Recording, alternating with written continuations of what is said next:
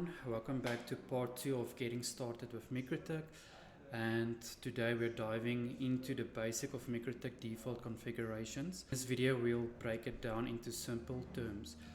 We'll explore what comes pre-configured, how it works and why it matters for your network.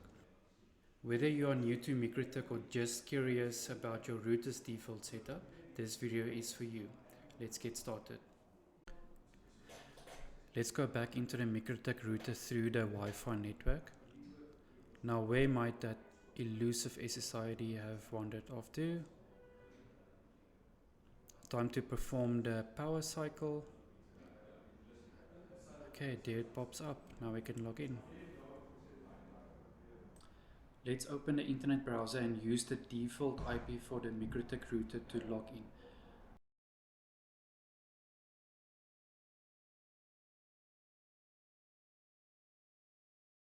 Remembering the admin password we set up in the first video for full access.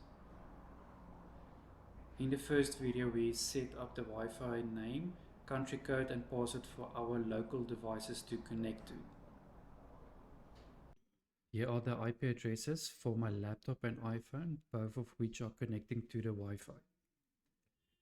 In the internet section, you'll find a hotel network connected to the Mikrotik's internet port to provide us with internet access. This is your local network where your phones, laptop and smart TV get their IP address from a DHCP server. This gives you devices dynamic IPs to access the internet. So that is the quick setup to go to the internet with Mikrotik with default configuration. Right, so let's take a quick look at the default firewall setup on a Mikrotik router when you're connecting to the internet. This setup is like a security shield for your network. If there's any unwanted traffic trying to get into your Mikrotik, it will go like this.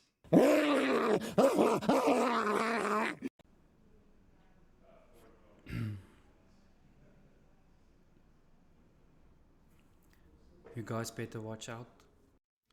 Thank you all for tuning in. In the next video, we'll dive into setting up the Mikrotik router without using the default configuration. Keep being awesome until the next time. Take care, guys. Bye-bye.